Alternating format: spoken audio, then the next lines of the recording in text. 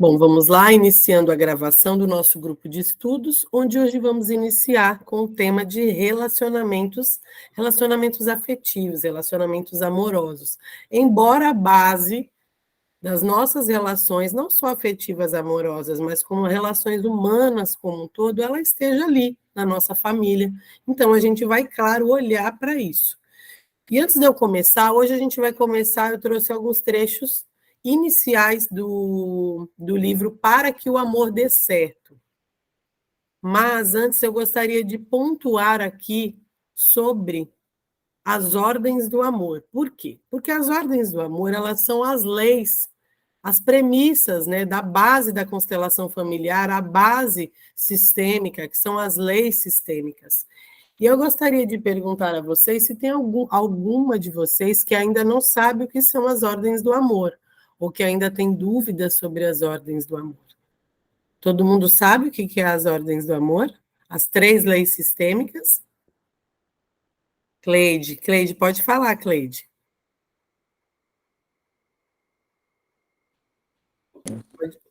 Não, eu não sei. Só vou falar que eu não sei. Ah, tá Porque bom. eu não sei se você falou antes, eu entrei um pouco atrasada, aí não sei. Não, hoje ainda não, mas eu já falei sobre isso, eu falo Ah, então, bastante. eu ainda não cheguei a ver todos os outros vídeos, mas estou vendo todos, estou acompanhando todos. Então, vamos lá. Antes de qualquer coisa, a gente precisa entender, em qualquer trabalho sistêmico, a gente precisa entender o que são as ordens do amor. São 3 leis. A primeira é a lei da ordem.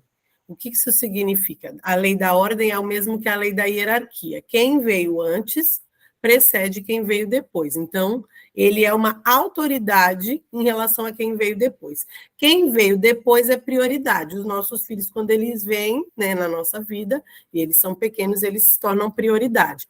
Porém, quem veio antes é autoridade. Então, quem manda? A autoridade.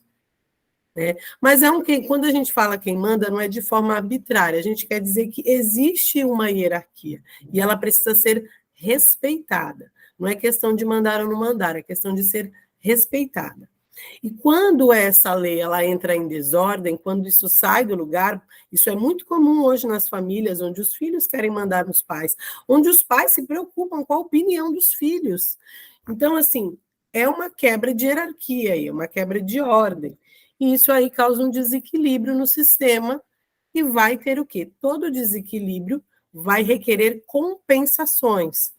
Quais são as compensações? Os problemas que aparecem na vida daquela pessoa, na vida daquela família, porque foi quebrada essa lei. Né? Quando a gente pensa em lei, a gente sabe que as leis elas não foram inventadas, elas foram identificadas, na verdade. Né? Lei da gravidade. Foi lá, foi identificada aquela lei. Quem criou foi o cientista? Claro que não. Acho que foi Galileu Galilei, gente, estou até por fora. Acho que foi ele que descobriu, não tenho bem certeza. Mas então, não foi ele que descobriu? Foi ele que inventou? Não, ele descobriu. Só que se eu acredito ou não acredito, eu estou sob julgo dessas leis.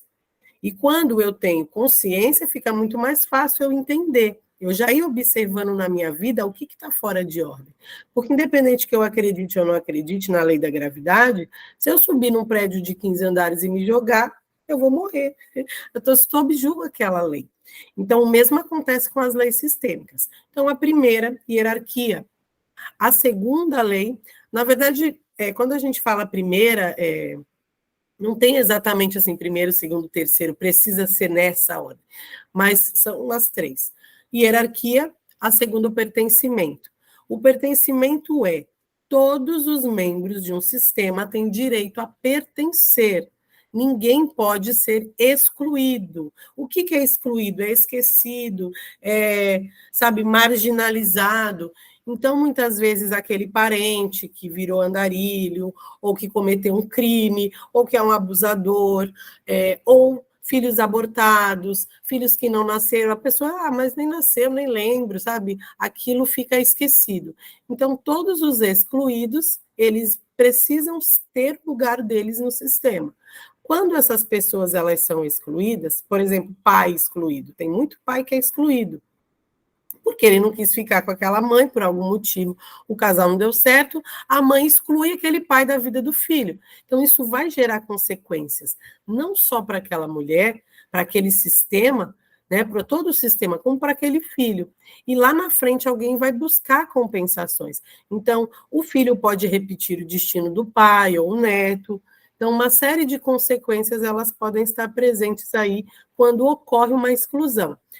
Toda vez que ocorre uma exclusão, precisa-se de uma compensação. Por quê? Porque o universo, ele busca a ordem. A natureza busca a ordem. Podemos reparar nos desastres naturais que acontecem. Por que acontece um desastre natural, gente? Porque a natureza ela vai buscar o equilíbrio. E para que haja o equilíbrio, está destruindo aqui, acaba-se isso sendo compensado em outro lado, e acaba acontecendo essas catástrofes. Isso também acontece nos sistemas familiares. Por quê? Houve um desequilíbrio. E aí, a própria família, o destino daquela família vai buscar uma compensação. Geralmente, as compensações, elas vão vir ou na vida da própria pessoa, mas é muito comum que ocorra nas gerações futuras. Então, como eu falei para vocês, a gente já nasce a nossa consciência, ela já nasce dentro de uma outra consciência maior que a do nosso clã. Então, a gente já nasce com um boleto para pagar, né? Os nossos boletos sistêmicos. A gente já nasce com um destino que, é aquilo, eu sou condenada a viver aquilo. Não. Porque quando eu trago consciência e eu escolho fazer tudo isso por amor e de uma outra forma, eu consigo me libertar desse...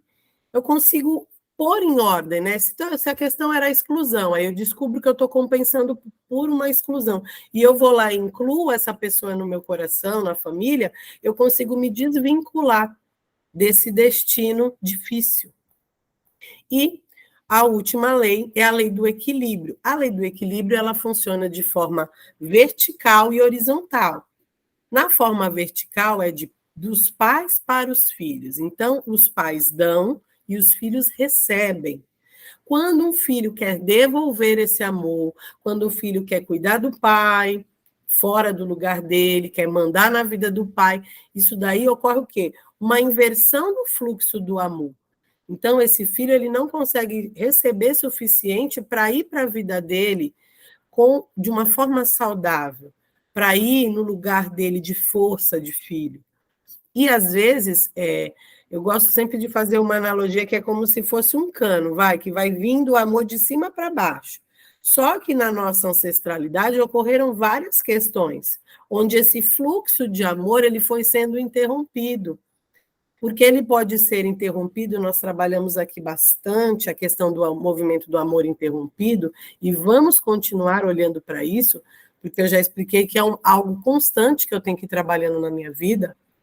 Então, existe o movimento do amor interrompido que acontece comigo na minha consciência pessoal, e existe já um movimento de amor interrompido que pode ter vindo do meu clã, onde aconteceram várias questões e esse amor ele já não chegou aqui para mim, o quanto que seria, que me bastaria. Porém, esse movimento a gente faz em direção ao nosso movimento de amor. Cada um tem o seu movimento de amor.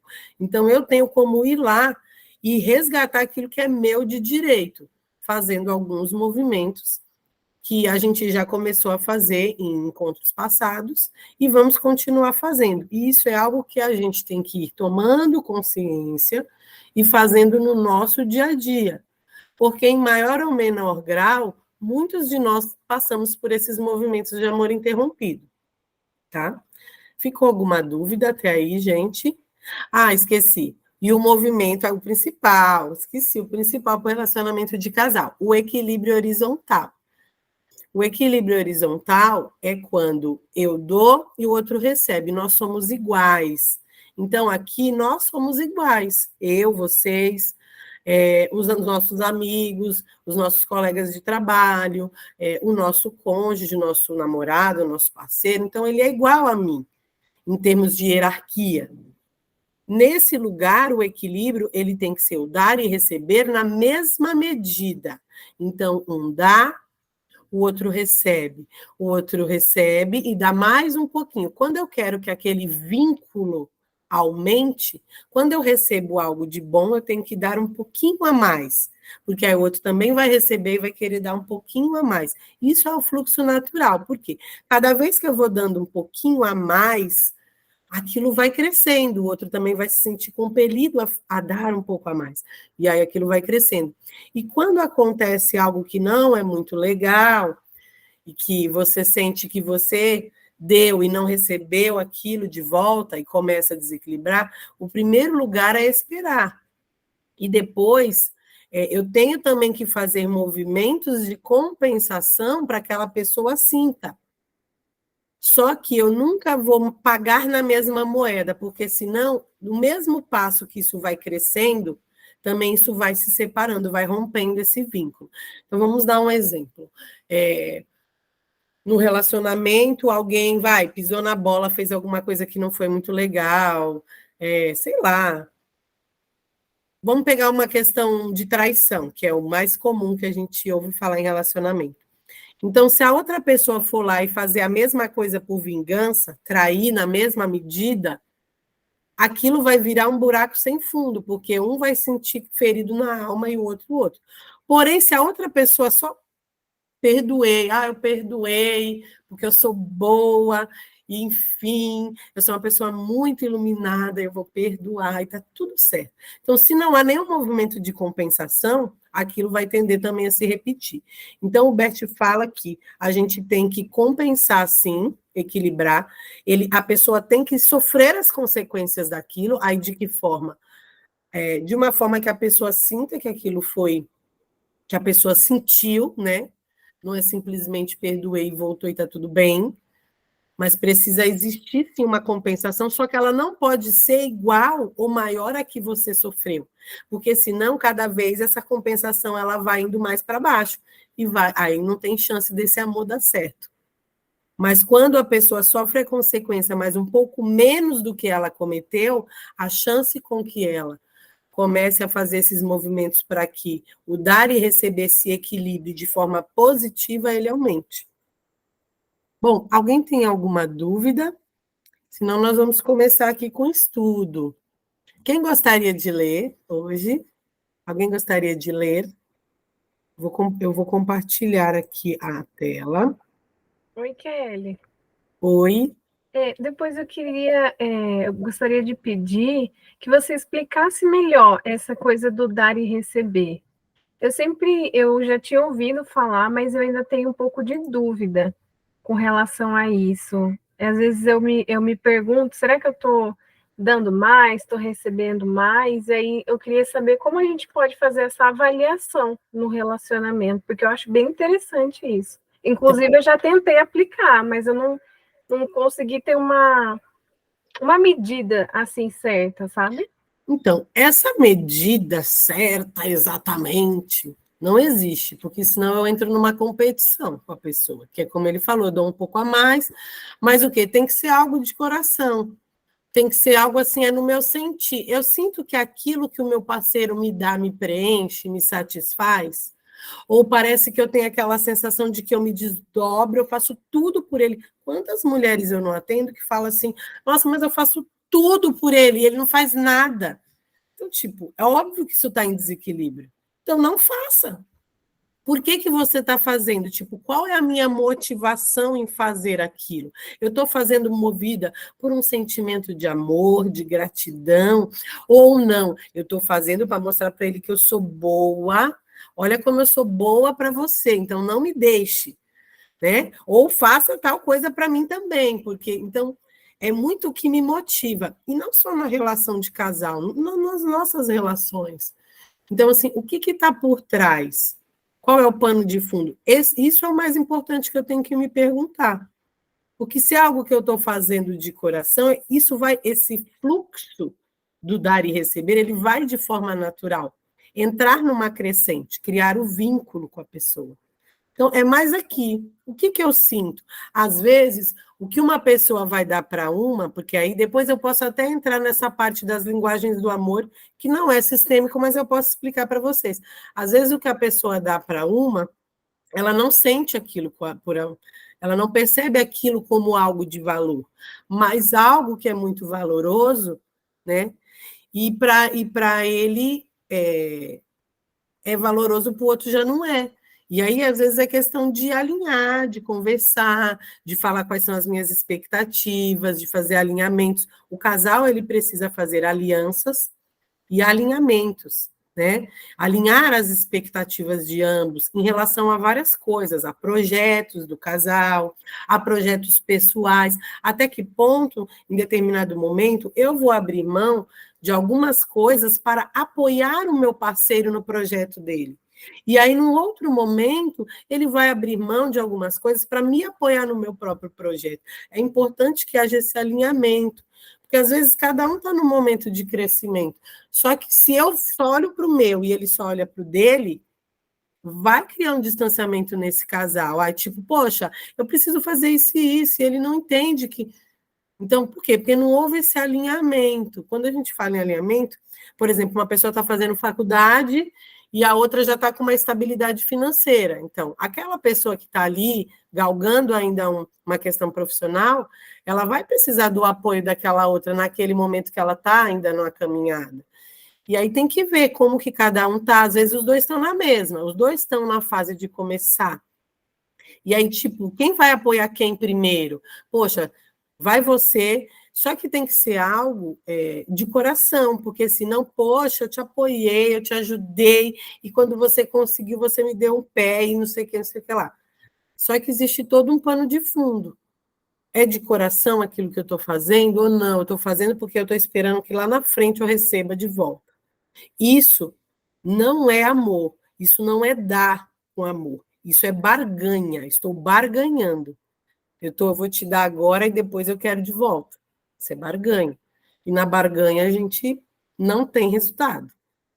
E a gente, muitas vezes, né, nós aqui, acho que, como vemos de um país católico, não vou dizer que isso é cristão, não, porque Cristo não deixou nada disso.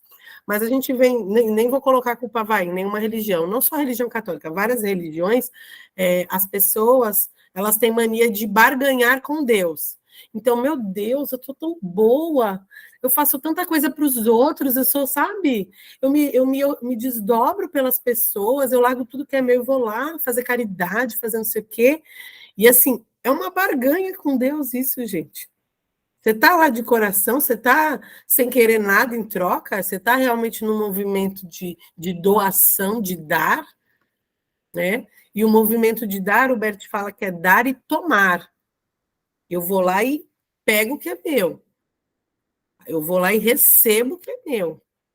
Se eu não recebo, aí eu já começo a observar esse desequilíbrio. E aí eu vou fazendo o quê? Num primeiro momento, eu vou dando o meu melhor, e vou alinhando, vou conversando, até o momento que, se você vê que a pessoa não quer, aí você vai ter que tomar decisões, porque para onde este relacionamento está caminhando? Tem que sempre observar para onde o meu relacionamento está caminhando. Está caminhando para um crescimento, para um aumento desse vínculo, cada vez estamos nos vinculando mais, ou não, está caminhando para um distanciamento? E aí precisa. Tem jeito? Claro que tem jeito, mas vamos estudar aqui. O Bert fala muito do amor à segunda vista, que é essa parte do. E aí, agora que está tudo enroscado, tem jeito? Então, nós vamos caminhar aqui nesses próximos encontros sobre relacionamento. Mais alguém tem dúvidas? Não, então nós vamos começar aqui com só se pode amar o imperfeito. Como é difícil, né? A gente quer o perfeito. O perfeito não nos atrai. Descansa em si mesmo, bem longe da vida normal. Só se pode amar o imperfeito. Somente do imperfeito resulta um impulso de crescimento, não do perfeito. O homem e a mulher precisam um do outro. O homem aceita uma mulher porque sente que, como homem, lhe falta a mulher. E a mulher aceita um homem porque sente que, como mulher, lhe falta o homem. Ambos faltam o que o outro tem, e cada um pode dar ao outro o que ele precisa. Portanto, para que o relacionamento de um casal dê certo, o homem precisa ser um homem e permanecer um homem. E a mulher precisa ser uma mulher e permanecer uma mulher. Gente, vou parar aqui só um minutinho para pontuar isso. Nossa, mas não é tão óbvio que um homem precisa ser um homem e uma mulher precisa ser uma mulher? Óbvio isso, né? E também tem aquela questão das mulheres que, hoje, muito mais as mulheres do que os homens. Eu não preciso de homem nenhum. Eu não preciso de homem nenhum. Será que realmente a gente não precisa? Ou a nossa alma está ferida, machucada e não quer olhar novamente para essa dor? Porque sim, ambos precisamos. É uma palavra difícil da gente engolir, né? Porque eu não quero precisar de nada. Eu não quero precisar de nada, mas a gente precisou. A gente precisou de uma mulher e de um homem para que a gente viesse à vida. E a gente precisa, sim, das pessoas com as quais a gente convive, das pessoas que a gente trabalha, das pessoas dos nossos filhos. A gente precisa, sim. Muitas vezes chega ao ponto daquelas pessoas serem desnecessárias. E aí nós vamos chegar aí nesse ponto também. Às vezes aquelas pessoas, elas já são desnecessárias.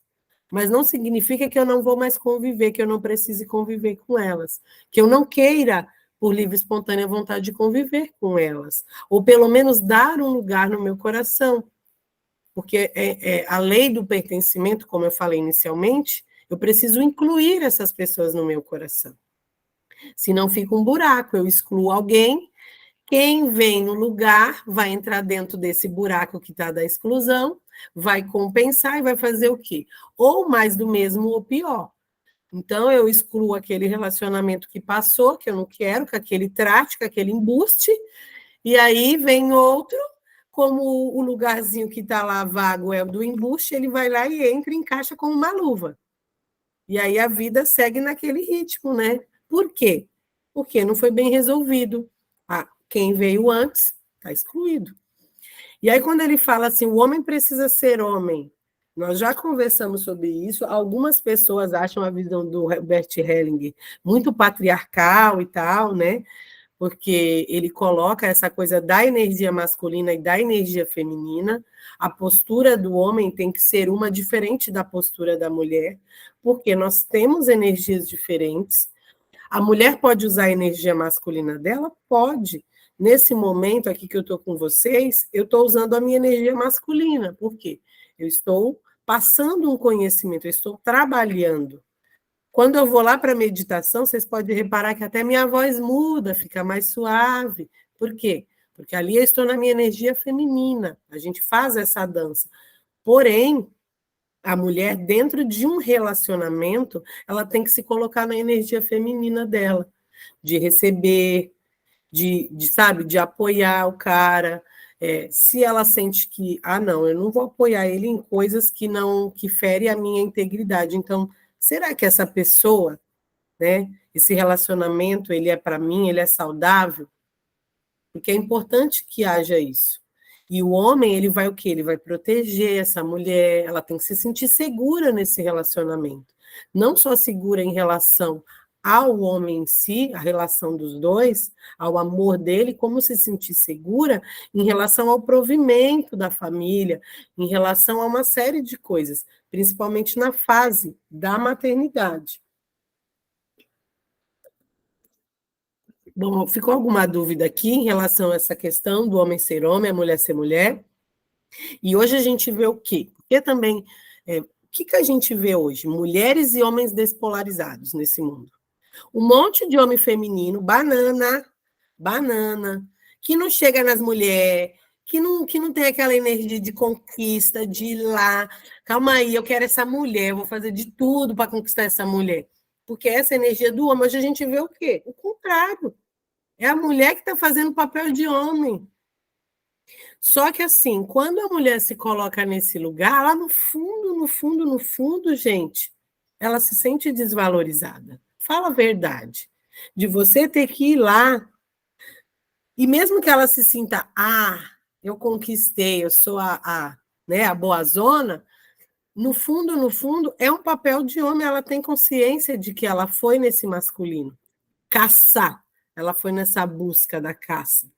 Esse é um papel do masculino. Então, vai ocorrer um desequilíbrio. Por quê? Porque na hora que ela caça aquele homem banana, que é o que vai dar match com ela, se ela está no masculino, ela vai achar aquele cara que não faz, lá na frente no relacionamento vai vir o quê? Pô, o cara não me ajuda, o cara não faz, o cara não corre atrás, qualquer coisa ele corre para a mamãe, não sei o quê.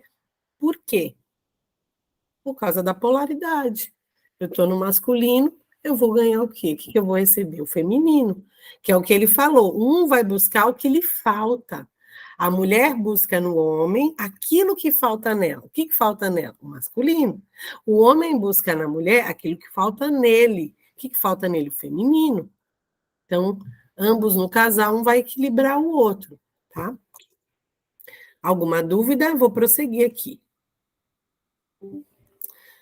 Então, vamos lá. O vínculo e suas consequências. Por isso, quando o homem toma a mulher como sua esposa e a mulher toma o homem como marido, consumam o amor como homem e mulher. Essa consumação do amor tem um profundo efeito na alma. Através dela, homem e mulher se vinculam de maneira indissolúvel. Percebam que é indissolúvel. Depois disso, já não são livres, mesmo que queiram. Explicarei por meio de alguns exemplos. Por que é tão doloroso quando um casal se separa? Por que existem discussões tão violentas numa separação? E por que afloram estes sentimentos dolorosos de fracasso e culpa quando de uma separação? Isso acontece porque existe um vínculo.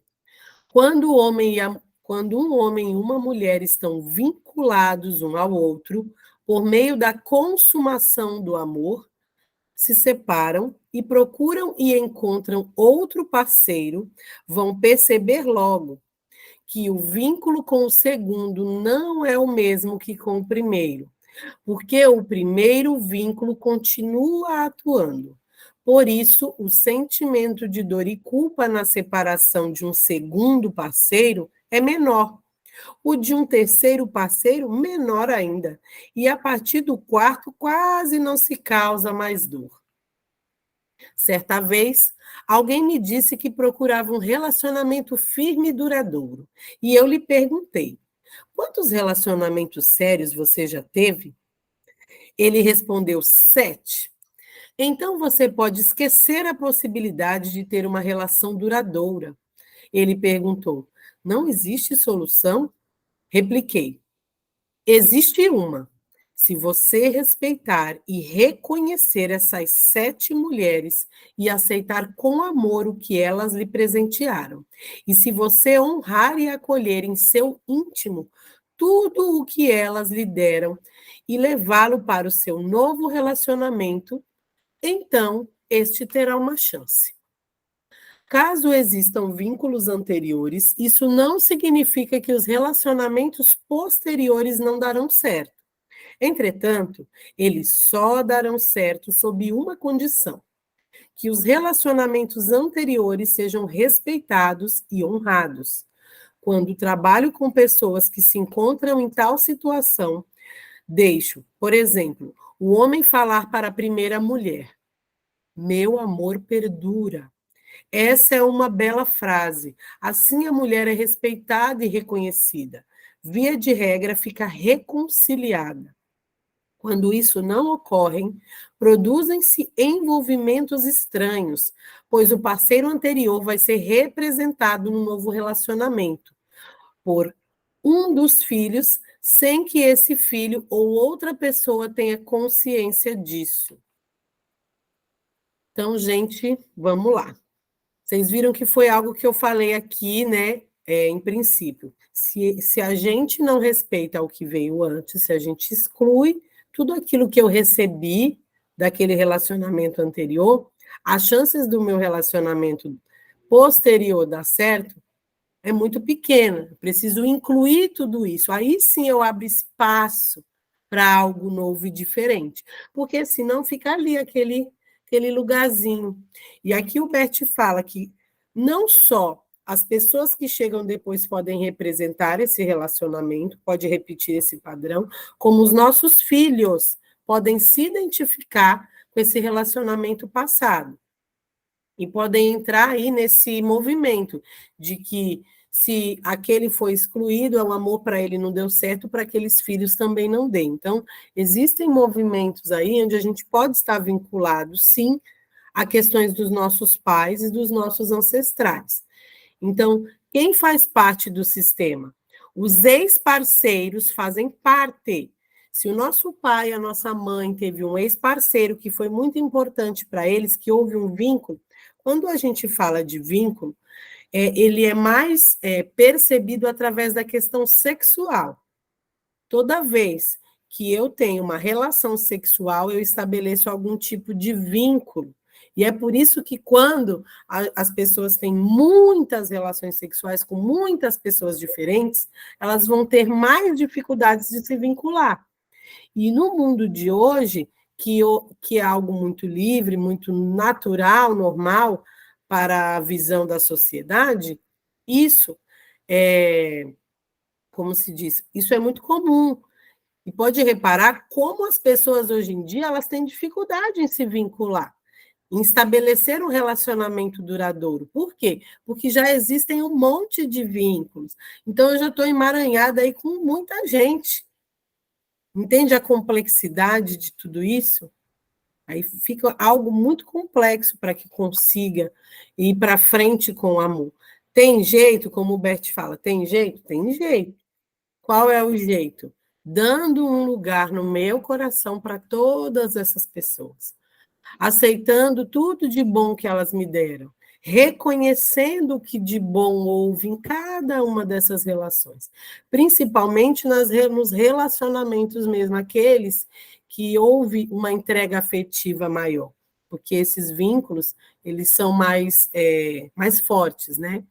Mas principalmente nos que ocorreram relações sexuais, porque a relação sexual, ela cria vínculo. Alguma dúvida em relação a isso, gente? Alguma dúvida? Bom, vou aqui explicar um pouco, ele vai explicar agora sobre como esses emaranhamentos se estendem para gerações futuras, né? E quais seriam as soluções. Emaranhamentos que se estendem por gerações e suas soluções. No seio da família existe uma profunda necessidade de justiça e compensação. A família e o grupo familiar comportam-se como se tivesse uma alma comum. Essa alma vela para que exista na família um equilíbrio entre a perda e o ganho, equilíbrio que se abarca várias gerações. Por exemplo, se um homem se separou levianamente de sua primeira mulher, ferindo-a, e essa mulher tem raiva dele, ele talvez passe pela experiência de que a filha do seu segundo matrimônio fique com raiva e que tenha em relação a ele os mesmos sentimentos da primeira mulher. A solução seria esse homem dizer à primeira mulher: fui injusto com você, sinto muito. Reconheço tudo que você me deu. Seu amor foi grande e o meu também, e ele pode perdurar. Assim, pode-se observar que a primeira mulher fica amável, porque é respeitada. O homem pode ainda dizer: olhe, esta é agora minha nova mulher. Tenho com ela estes filhos. Por favor, olhe-nos com benevolência. Via de regra, a primeira mulher concorda prazerosamente com isso. Assim, o primeiro vínculo é dissolvido de modo positivo. Em uma terapia com a filha, ela poderia dizer ao pai: esta aqui é minha mãe e eu sou a sua filha. Não tenho nada a ver com sua primeira mulher. Eu me atenho a vocês. O que houve entre vocês adultos não é de minha alçada. Por favor, olhe-me como sua filha. Eu o aceito como meu pai. A filha também poderia dizer à mãe: para mim, você é a única certa. Não tenho nada a ver com a primeira mulher do meu pai. Coloco-me agora ao seu lado. Por favor, olhe-me como sua filha.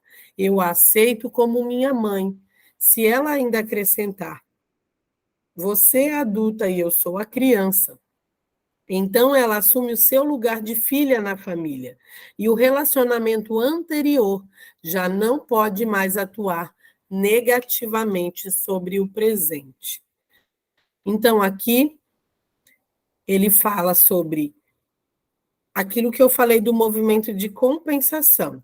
Quando alguém é excluído, então ele saiu de um relacionamento, a pessoa sai de um relacionamento, né, de forma leviana, exclui aquela pessoa, acabou, morreu, né? É o falecido, aqueles nomes que a gente escuta por aí.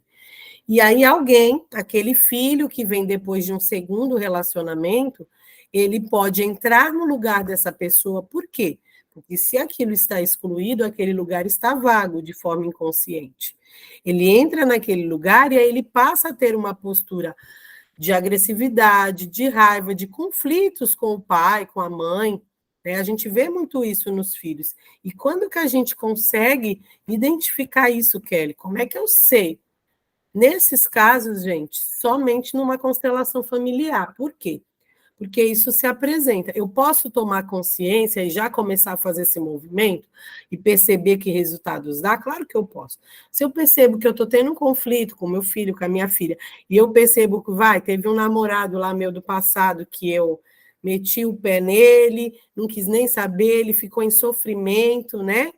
E eu excluí, tipo, dane-se, eu já posso começar a mentalmente olhar para essa pessoa, fazer uma reverência, agradecer tudo que ela me fez, assumir minha responsabilidade, minha parcela de responsabilidade naquilo que eu fiz, nas minhas atitudes. Eu posso também olhar até para relacionamentos que me causaram muita dor, que pode ter sido o contrário, eu fui deixada e eu guardei muita raiva, e eu excluí aquela pessoa, e aquela pessoa, e não pode tocar no nome dessa pessoa, enfim. Tudo isso vai mostrar esse movimento. Eu posso incluir, não, fulano, eu te vejo, apesar de tudo, eu reconheço aquilo que você tem de bom, eu reconheço o que você me fez de bom. E aí eu posso ir percebendo, né? Se aquilo pode estar vinculado com os meus filhos, pode ser que isso já comece a reverberar, porque aí eu trago de volta aquela pessoa para o lugar dela. Mas, geralmente, esse movimento ele é feito em constelação. Hoje, no cinema, existem muitos filmes que mostram essas questões. 2 filmes que mostram o movimento de exclusão é o Viva a Vida é uma Festa, é um desenho animado, onde mostra lá o parente que morreu e foi excluído, e ninguém podia, e o descendente tomou para ele, então o descendente queria seguir aquele destino do parente que foi excluído, e aí é de uma forma lúdica, infantil, mas ele mostra bem esse movimento de exclusão. Um outro filme é um desenho também que chama Encanto, onde tem também um parente que foi excluído e há todo um encanto, uma magia por conta desse movimento, e aí começam a acontecer algumas questões que entram em desequilíbrio aquela família. Para quê?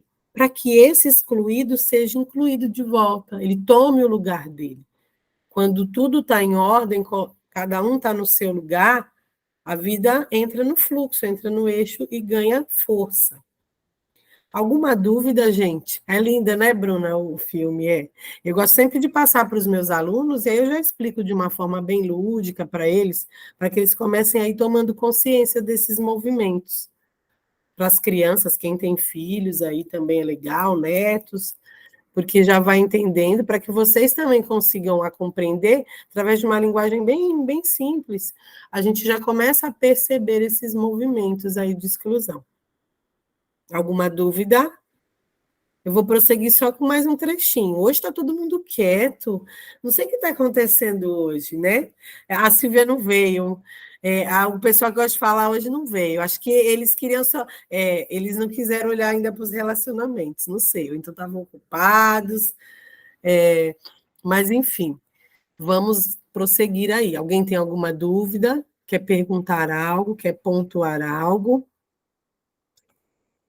Então, vamos para a parte da sexualidade. Como eu falei, o vínculo ele é estabelecido através da sexualidade. É uma das formas de estabelecer vínculo a sexualidade. Porque ela é uma energia muito forte, gente. Ela é uma energia que gera uma vida. Vocês têm noção? se gera uma vida, o tamanho da força e da potência que é a energia da sexualidade. A grandeza da sexualidade. Através da consumação do amor entre o homem e a mulher, cria-se um vínculo profundo, é isso? É. Através da consumação do amor, cria-se entre o homem e a mulher um vínculo profundo. Esse vínculo é indissolúvel, ele não acaba, mas não por causa do matrimônio, senão pela consumação do amor. Até em casos de incesto ou estupro, origina-se frequentemente este vínculo. Isso diz algo sobre a grandeza da sexualidade. E aqui nós vamos entrar em polêmicas. Alguns pensam que a sexualidade é algo mau, entretanto, ela é um instinto poderoso e irresistível. A sexualidade leva adiante a vida contra todos os obstáculos. Nesse sentido, a sexualidade ela é maior do que o amor. Naturalmente, tem uma grandeza especial quando consumada com amor. Quando os parceiros olham-se nos olhos ao se amar, isto é a realização de seu amor recíproco. O reconhecimento da grandeza do ato sexual é a principal condição para que o amor dê certo. Existe um dito maldoso: os homens só querem uma coisa e as mulheres querem a outra coisa e a outra. Portanto, aquele parceiro que só quer aquilo, quer o certo. Às vezes, em um relacionamento, se desenvolve um jogo de poder ao redor da realização do amor. Por exemplo, se um deles quer e deseja o outro, só concede se este se coloca em uma posição de superioridade.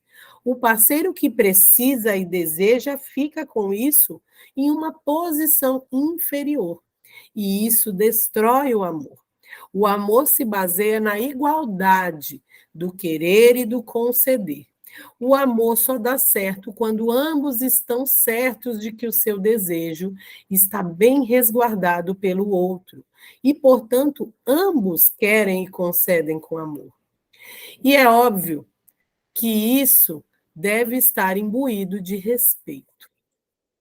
Bom, aqui ele fala da questão da sexualidade e ele entra num tema bem polêmico onde ele fala que a sexualidade, a energia da sexualidade, ela se sobrepõe ao amor. Por quê? Porque ela é capaz de gerar uma vida. Enfim, o que ele quer dizer com isso de uma forma bem papo reto, vai? Para gerar uma vida, não é preciso de amor, basta a sexualidade. E é fato, né, gente? Quantos e quantos filhos não foram frutos de amor do pai e da mãe, mas foram frutos apenas do vínculo da sexualidade. E aí é onde ele fala o quão este vínculo ele é forte e o quão poderoso é este vínculo da sexualidade. Então, não vamos entrar em mérito de moralismos aqui, porque isso não nos cabe. Tá? Isso é o que menos importa. A questão é ter consciência do que estou fazendo. É ter consciência de que eu estou criando um vínculo. E é um vínculo indissolúvel. Até porque ele fala aqui que a sexualidade ela é irresistível. E muitas das vezes, quando as pessoas não resistem de fato a ela, né? Sucumbem a coisas que moralmente não são aceitas. Por quê? Porque não resistem. Mas aí ele fala da questão do dar e receber, de que eu achei interessante essa parte de que ele fala assim, que o homem só quer aquilo, a mulher quer outra coisa. E quem que está certo? Está certo, o homem só querer aquilo, e a mulher também tem que querer aquilo. Porque se num relacionamento do casal a sexualidade é um motivo de barganha, a sexualidade ela não está presente de forma saudável, as chances para que esse amor dê certo, elas vão ser muito pequenas. Porque isso aumenta o vínculo entre o casal. Mas ambos têm que querer, ambos têm que desejar um ao outro e encontrar formas para que esse desejo cresça. Como? Vai ser diferente as formas que o desejo cresce? Claro, para o homem, O homem, ele tem realmente o instinto sexual dele, onde o desejo para o homem ele é acendido, ele é aumentado de uma determinada forma. E para a mulher, de uma outra forma, né? A gente gosta de ser cortejada, a gente gosta de receber carinho, a gente não assim só naquela hora vai lá e pronto, não é verdade? Então, assim, isso é o antes, mas ambos têm que ter esse desejo, têm que querer para que esse vínculo possa aumentar. E não vou lá só me submeter por conta que é minha obrigação. Ou então vou barganhar, só vou fazer aquilo na hora que, se você me fizer isso. Então, assim, ocorrem algumas dinâmicas em relacionamentos de casais, onde aqui ele fala que isso vai fazendo com que a relação vá se desgastando e não tenha chances de dar muito certo. Porque a energia sexual é a energia mais poderosa. E é através desse vínculo que o amor vai crescer, que o amor vai dar certo. Um homem e uma mulher dentro de casa, onde não há sexualidade saudável, né, vamos dizer assim, não é um casal, não é marido e mulher. São dois amigos, são dois companheiros, né, são dois irmãos, mas não são um casal, então não tem muita chance para que esse amor dê certo. Ah, mas fulano viveu a vida inteira com a ciclana ali daquele jeito, e até que a morte o separe. Pode, pode. Mas será que foram felizes? Ou ficaram juntos só por uma conveniência, comodidade, zona de conforto? Porque muitas vezes o casal ele se mantém junto por outros vínculos, por realmente não pagar o preço para sair daquele relacionamento. Ontem a colega postou um vídeo lá no grupo, bem pertinente. Nem sempre a gente está disposto a pagar o preço para sair do relacionamento. E qualquer relacionamento, tá? Até sociedade, a gente não quer pagar esse preço. Eu vou sair por ruim, né? Eu tenho que pagar, eu tenho que ter um prejuízo às vezes são bens materiais. Então, vamos ficar junto, né? Porque tem que vender casa, tem que vender isso, vender aquilo, aí depois eu vou ter que arrumar um emprego, vou ter que ganhar mais, como que eu vou me sustentar sozinho e não sei o quê. Então, assim, são tantas coisas envolvidas que eu prefiro não pagar o preço para ter a minha felicidade, eu prefiro continuar ali, naquela vidinha medíocre, mas estou suportando, né? Vou suportando até o dia que Deus quiser. E está tudo certo para muita gente, eu acredito até que a maioria das pessoas vivem assim. E se para eles estão bom, né? Agora, se você quer algo a mais, você não, eu mereço mais, né? Eu só tenho essa vida, eu mereço fazer da minha existência algo melhor, eu mereço fazer da minha existência algo que tenha valido a pena. Houve já uma pesquisa em que no leito de morte, que as pessoas mais se arrependem é dessas coisas, de não terem vivido o que elas queriam ter vivido, ficado ali na vidinha medíocre. Então, eu trago isso para que vocês reflitam. E outra pesquisa, eu vou depois pegar os dados e colocar para vocês, tem um vídeo maravilhoso que eu vi, acho que foi nos Estados Unidos, eles fazem umas pesquisas onde eles ficam estudando as pessoas por anos, desde o nascimento até não sei quantos anos, tipo, fica estudando as pessoas por 20, 30, 40, 50 anos, não sei quantos anos. E aí eles descobriram que as pessoas que têm uma longevidade maior, que chegam a uma qualidade de vida maior e com saúde, tipo, chegam na velhice maior, com mais saúde, mais disposição e que sentem que a vida delas valeram a pena, foram as pessoas que tiveram relacionamentos amorosos saudáveis, que conseguiram estabelecer esses vínculos e viver de forma saudável. Então, o que isso significa? Eles chegaram à conclusão de que, sim, a qualidade dos nossos relacionamentos reflete na qualidade da nossa saúde física e da nossa longevidade. Então, se a gente quer viver bastante e com saúde, a gente tem que cuidar, sim, da qualidade das nossas relações. Alguém tem alguma dúvida, gente? Hoje eu estou monólogo aqui. Ninguém tem falado nada, ninguém tem dúvida. Não sei se é porque a gente está começando hoje, né, no tema novo. Hoje o grupo está parado, muita gente não apareceu. Está gostando, Bruna? A Bruna está amando. Se tiver dúvida, vai perguntando. Eu vou só para mais um trechinho, que é do dar e aceitar, que é do dar e, questão do dar e receber, né? O receber é aceitar. E agora vocês vão perceber algumas questões polêmicas quando a gente não aceita as coisas. Sabe quando a gente dá um presente para o outro? E às vezes a gente dá com o maior carinho, mas às vezes aquela pessoa ganhou aquele presente que ela não gostava muito, né? Você percebeu que ela não gostou muito daquele presente que você deu. Por mais que ela tentou disfarçar ali, mas na hora foi com a cara, né? E aí, de novo, quando você for comprar outro presente, você vai ter o mesmo cuidado, o mesmo carinho? Você vai querer dar uma coisa melhor para aquela pessoa? Acho que não, né? Então, é mais ou menos assim que funciona nos relacionamentos. Quando a gente não consegue receber tudo que o nosso parceiro tem para dar com amor. Porque às vezes a gente olha para as coisas que o parceiro faz e acha insuficiente. Eu atendo aqui muitas mulheres que me queixam que eu estou sobrecarregada, eu tenho que fazer tudo, não sei o quê. Porque quando elas falam para o parceiro fazer, quando eles falam, mas ele não faz nada direito, ele vai fazer, ele demora, ele não faz aquela. Então, quer dizer, ela não está disposta a receber aquilo que a pessoa tem para dar do jeito que ele pode dar. E aí ela vai fazer tudo, né? Por quê? Porque não consegue receber.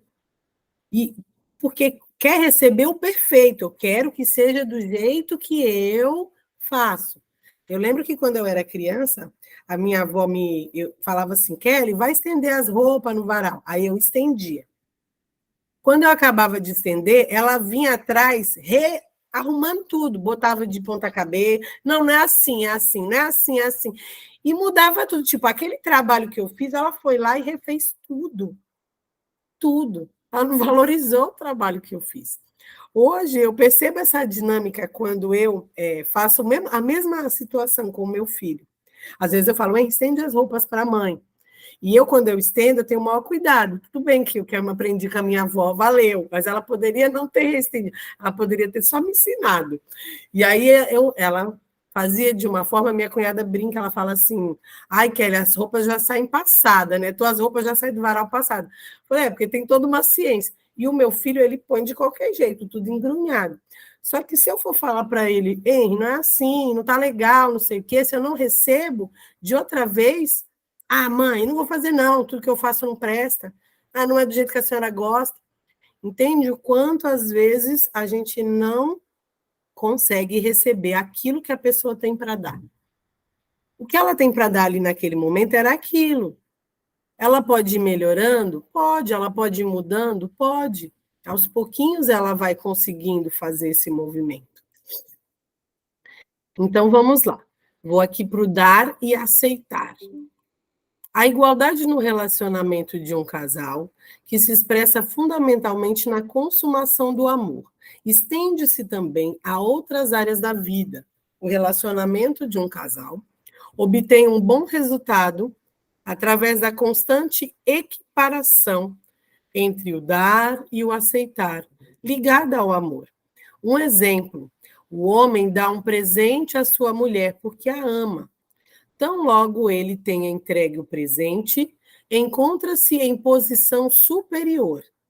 Ele é o que dá e a mulher recebe.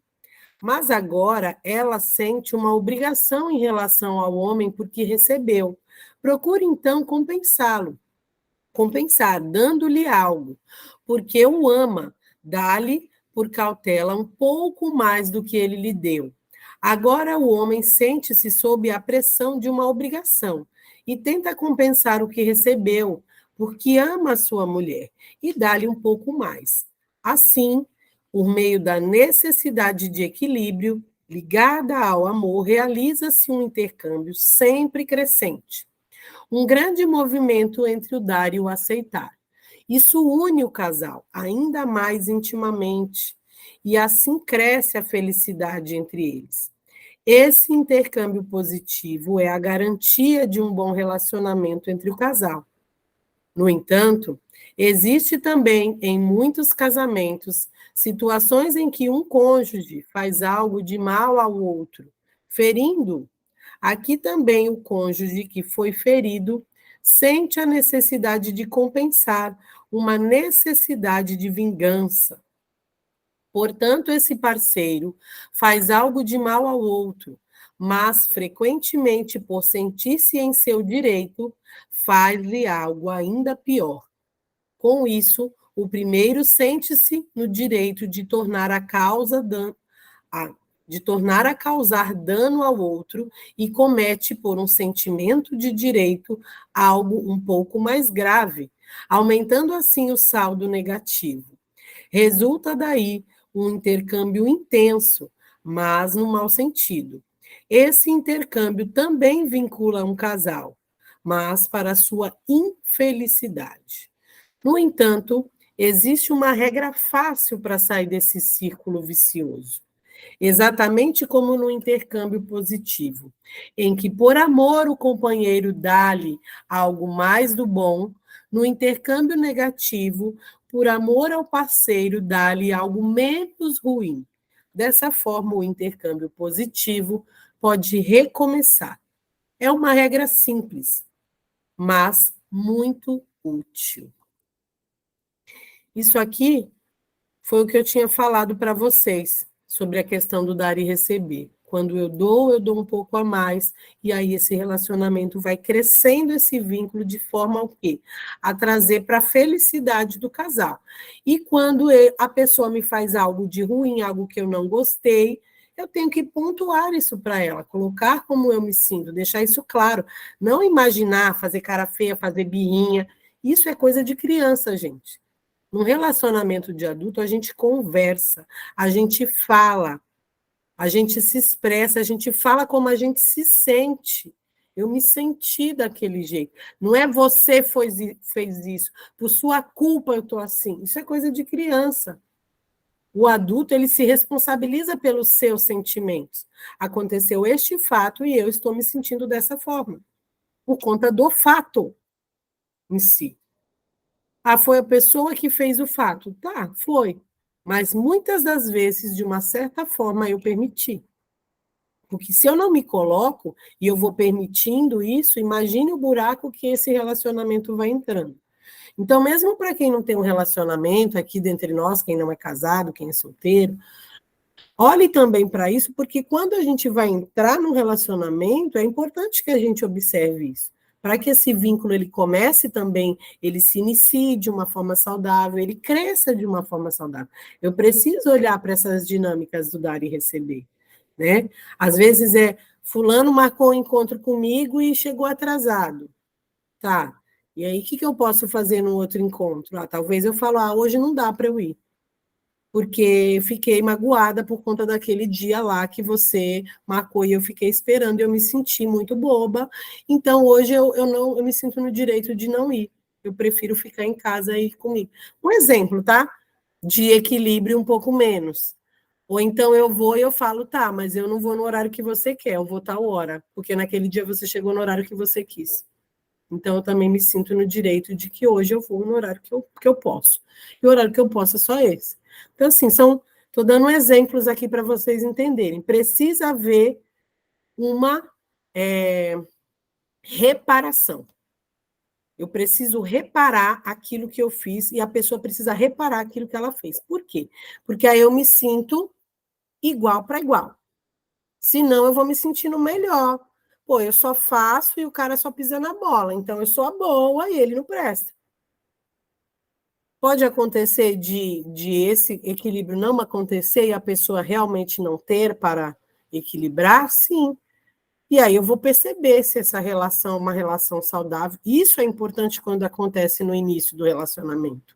Porque aí já no início eu já percebo até que ponto aquela pessoa está disposta a trocar comigo. Ela está disposta a investir tanto quanto eu naquele relacionamento. Mas também isso pode ser feito no relacionamento que já existe do casal, onde eu sento com essa pessoa, eu converso, eu faço um alinhamento, né, de expectativa sobre os planos do casal, do que querem, do que não querem, das coisas, das situações que estão vivenciando. Então, isso também é possível no relacionamento do casal. Alguém quer pontuar? Quer perguntar? Alguma dúvida? Oi, Kelly. Oi, pode falar, Bruna. Eu percebi bastante essa dinâmica no meu relacionamento. Antes de saber isso, eu percebia que ia para esse lugar mesmo de vingança, né? Quando a gente não entendia como que acontecia essa dinâmica. E depois que a gente entendeu, ocorreu uma situação uma situação na qual a gente tinha feito um combinado, né? E eu, por calor do momento, descumpri aquele combinado que a gente tinha feito. E era uma coisa assim que era muito significativa para o meu parceiro. E daí ele ficou chateado, comentou, né, o que ele estava sentindo. E aí eu perguntei para ele como é que eu posso compensar isso que eu fiz. Oi, Perfeito. amor, peraí, já vou. Uhum. Tá bom, já tô indo. E aí eu perguntei para ele como que poderia estar compensando isso. E aí ele falou: olha, você pode compensar dessa forma. E aí eu falei: não, tudo bem, dessa forma para mim é tranquilo compensar. E depois ficou tudo igual, como se não tivesse acontecido. Isso. Precisou esse movimento de vingança que você falou. Isso faz com que o amor dê certo. Isso leva o casal para um movimento para o mais. Só que, às vezes, você teve a consciência de se colocar já para reparar. Eu reconheço que eu errei e eu gostaria de reparar. Mas, às vezes, o nosso parceiro, vamos supor que fosse o contrário, vai.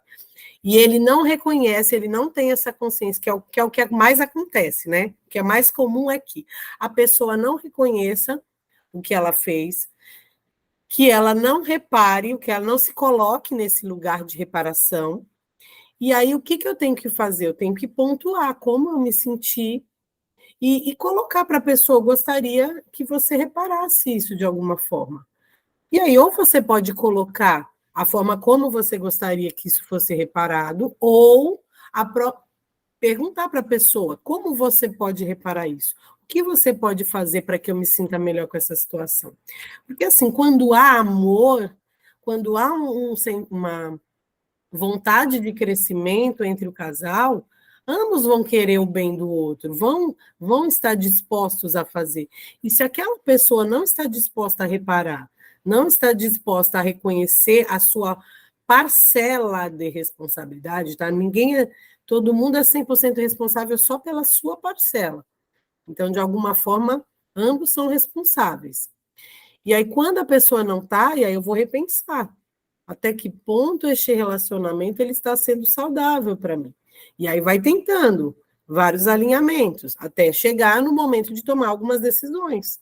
Se vê que tentou uma coisa, a outra não deu, a pessoa não quer, só um quer, o outro não quer, aí eu tenho que repensar e tomar minhas decisões. Ou eu vou me manter assim e aceitar isso, sucumbir a isso, sabendo que não estou caminhando para o mais e sim para o menos, ou eu vou tomar uma atitude de sair desse relacionamento e buscar outro. Não tem outra alternativa, gente. E eu sei que é difícil, não é algo fácil, né? Alguém quer colocar alguma coisa? Vou finalizar aqui só com esse casar-se também com a família do cônjuge, que eu acho que esse é aquele ponto que o Bert falou no vídeo que eu passei no início. A gente casa não só com o nosso cônjuge, mas com toda a família. E não existe ex. Entrou, criou vínculo, faz parte. A família continua fazendo parte. Aquela sogra que às vezes a pessoa não gosta, aquela cunhada, né? Todo mundo faz parte. Entrou, misturou tudo, ainda mais se a gente tem filhos. A família, principalmente a família, quando a gente tem filhos, né? Aí cria um vínculo mesmo com a família, porque aquela criança, ela faz parte daquele outro clã. Então, aí pronto, a partir do momento que eu tenho filho, eu criei um vínculo com toda a família do meu parceiro. Parceiro, marido, ex-marido, não importa. A gente fala na constelação, na sistêmica, não como ex-marido. A gente se refere como primeiro marido, segundo marido, terceiro marido. dá o lugar para aquela pessoa, ele tem o lugar dele, de primeiro, de segundo. Só que às vezes a gente teve um relacionamento muito mais forte até que o nosso casamento, e foi o primeiro. E aí aquele marido também não é o primeiro, pode ser o primeiro marido, mas na verdade o primeiro amor, eu acho que como amor fica melhor. Então, o primeiro amor, o segundo amor, o terceiro amor. E o Bert fala que o primeiro ele tem mais força que os outros. O primeiro amor, realmente, não é nem o primeiro namoradinho, que às vezes a gente não gosta ali do cara, mas não gosta muito. Então, aquele que a gente se apaixonou, que a gente se entregou de corpo e de alma, aquele nosso primeiro amor, ele é marcante. Quando a gente trabalha em constelação familiar de relacionamentos, é a primeira coisa que a gente olha para esse relacionamento, porque ele é a base dos outros relacionamentos, né? A primeira base, é claro, que é o relacionamento com os nossos pais, mas depois, em questão da nossa consciência pessoal, é o nosso relacionamento com o nosso primeiro amor, com o primeiro amor. Então, vamos lá. Casar-se também com a família do cônjuge. Quando um casal se encontra, os parceiros têm certas dificuldades iniciais. Isso advém frequentemente do fato de que ambos provêm de famílias diferentes. Durante decênios de trabalho terapêutico com indivíduos e casais, observei como a consciência atua. Ela não diz nada sobre o bem e o mal. Ou não existiriam tantas pessoas que cometem tanto mal com a consciência tranquila. A função mais importante da consciência consiste em vincular a criança à sua família. A consciência reage bem sutilmente ao que uma criança deve fazer ou deixar de fazer para pertencer à família. Por isso, uma criança tem a consciência tranquila quando se comporta de forma a poder pertencer à família. Porém, tem a consciência pesada quando faz algo que lhe cause o receio de colocar em perigo seu direito ao pertencimento. Entretanto, o que numa família considera-se como condição para pertencer, ameaça em outra família o direito ao pertencimento. Por exemplo, em certas famílias era imprescindível ser católico. Quem renegava essa fé era rejeitado. Em certas famílias protestantes, era a condição para o pertencimento ser protestante. Se um parceiro provinha de uma família marcada pelo catolicismo e o outro de uma família marcada pelo protestantismo, ambos sentiam a consciência pesada por causa de seu relacionamento. Receavam ter perdido o pertencimento às suas famílias de origem e, frequentemente, começava entre eles uma luta secreta, cujo objetivo era determinar a religião que sairia ganhando.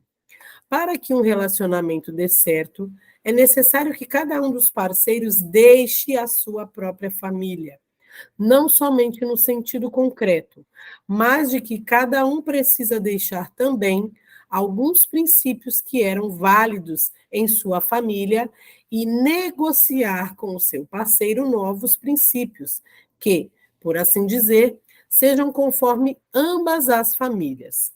Nesse novo nível, o casal pode viver um relacionamento íntimo. Alguns dizem, a família é boa, mas a minha família é boa, mas a do meu parceiro é má. Isso atua como um veneno para os relacionamentos. Quem se casa precisa casar-se com a família do parceiro. Isso significa que deve respeitar e amar a família do outro, como se fosse o próprio parceiro. Só assim esse amor pode dar certo. Bom, gente, aqui o Bert fala em questão de quando a gente é criança, nós falamos bastante sobre isso anteriormente, sobre a questão da boa e da má consciência. Então, quando que eu me sinto na inocência, que eu estou na minha criança, né? Quando eu repito o padrão da minha família. Então, se todo mundo... e perceba que a consciência, ela não tem juízo de valor, ela não tem moralismo. Por exemplo, numa família em que todos... Hoje a gente vê, todo mundo é traficante, para aquela criança falar que quer ser traficante é algo super normal, né? Às vezes a pessoa fala, eu quero ser igual ao meu pai, quero ser o chefe do tráfico, um exemplo. Para ele é normal, para a gente é ó, mas para ele é o que é a realidade daquela criança. Agora eu vou pegar um outro exemplo. Lá no Oriente Médio, que tem aquelas religiões que as pessoas se matam, né? Eles matam um monte de gente. Vocês acham que eles têm a consciência pesada por matar aquelas pessoas? Não, eles não têm. Eles acham que aquilo é o certo. Então, eles estão fazendo aquilo achando que estão fazendo uma coisa boa. Por quê? Vai de encontro com aquela crença. Então, não tem a consciência, ela não tem juízo de valor, ela não tem moralidade. Ela vai seguir o que a alma, e principalmente na questão infantil, a criança segue. Então, como adulto, quando eu estou no meu adulto saudável, Kelly, como é estar no adulto saudável? É quando eu curo as questões da minha criança, é quando eu cuido das questões da minha criança. Eu posso, sim, estar numa postura mais adulta. Senão, aquela dor da minha criança vai fazer eu criar birrinha no meu relacionamento, eu fazer cara feia, eu não sei o quê, coisa de criança. Então, quando eu estou no meu adulto, eu vou reconhecer que quando eu caso com o outro, também caso com a família. Ele vai trazer toda aquela bagagem e eu, a minha. E como que eu vou para um caminho de solução? Lá na Bíblia já está escrito: deixarás pai e mãe, né? Unirás, né? O homem e a mulher, deixarás pai e mãe e formará, né? E será uma só carne, né? E formará sua família. Bom, o que isso significa? Eu tenho que deixar para trás aquelas crenças da minha família, eu tenho que deixar para trás o que meu pai, o que a minha mãe quer, o que meus irmãos, o que a minha família quer ou deixa de querer. E aí, nós vamos criar um novo alinhamento. O que de bom tem na minha família, o que de bom tem na minha, né, na dele, e juntos a gente vai passar para os nossos filhos, para a nossa família, aquilo que a gente considera de melhor de um e de outro. E isso é o caminho de evolução de espécie, onde a gente traz duas famílias completamente diferentes e que ambas pegam o melhor e aquilo passa a evoluir, né? Por que um casamento entre clã, no mesmo clã, ele não traz a evolução? E até, eu não vou entrar muito nesse mérito, mas eu já ouvi coisas a respeito, de que por que quando se casam entre primos, costuma ter muitos problemas, se casam entre família, costuma ter muitas questões até de saúde para os descendentes, porque isso não traz evolução para a espécie, é mais do mesmo. Como que a gente evolui? No diferente. É no diferente que a gente evolui, a gente vai trazendo o melhor daqui, a gente vai criar algo novo, algo nosso. É algo totalmente nosso. Não é totalmente porque tem as duas bases, mas eu digo assim, é algo um pouco melhor, um pouco diferente. Agora, se eu fico combatendo esse, eu não saio do lugar. A tendência é que isso evolua. Esse relacionamento, ele não tem tantas chances de dar certo quando eu fico combatendo, porque a minha sogra é isso, porque eu não sei o que é aquilo. Ela é a mãe. Ela veio primeiro, eu preciso dar esse lugar de honra para ela. Só que esse filho também precisa deixar essa mãe para trás. Se ele ficar ali, tudo ali, só mamãe, mamãe, mamãe, ele não deixou o pai e a mãe. Essa mulher não está conseguindo ocupar o lugar dela na vida desse homem. Por quê? Porque ele está casado com a mãe, que a gente fala daquelas dinâmicas que aparecem sistêmicas, do filhinho da mamãe, da filhinha do papai. Então, nessas dinâmicas, o filho e a filha, de uma forma inconsciente, está casado com o pai e com a mãe, e não tem lugar para aquela mulher e para aquele homem existir na vida deles. Então, eles se casam, mas o amor, o coração está lá. Então, o que vale é o que está lá atrás, não é o que eu vou construir agora. E nesse lugar, as chances para que esse amor dê certo são muito pequenas. Né? São muito pequenas. Então, é honrar tudo aquilo que a gente recebeu, olhar para isso e pegar o que tem de bom, o que a gente pode levar para frente. Isso aqui eu não gosto. Aí na minha família todo mundo fazia isso, mas não acho que isso faz sentido. Ou então, para mim faz sentido, mas para o outro não faz. E aí até que ponto eu consigo ceder ou não? Porque só o meu tá certo? Como vai ser isso na cabeça do filho, gente? Que só a família da minha mãe ou a do meu pai acerta, do meu outro é errado. Quando eu coloco isso, eu estou excluindo. E aí esses filhos vão para o movimento de compensação. Esse prejuízo, essas questões vão reverberar na vida desses filhos, porque aquela família do teu pai não presta, só presta da minha, tipo assim, a mãe, né? Ou então é o contrário, a família da tua mãe não presta, a tua avó não sei o quê. Então, assim, eu sempre falo, as crianças devem ser poupadas. E quando os pais estão bem resolvidos em relação a isso, os pais poupam as crianças de forma natural, né? Naturalmente eles vão poupar essas crianças. Porque a gente só é o que a gente é por conta das bases que a gente teve na nossa infância.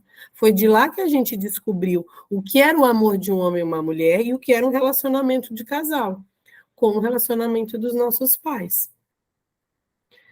Gente, falei bastante. Na questão do estudo, nós vamos parar por aqui hoje. E aí eu gostaria de saber de vocês, para a gente ir para a nossa prática. Se alguém tem dúvida, alguém quer conversar mais, quer perguntar, quer falar alguma experiência. Todo mundo quieto hoje está diferente.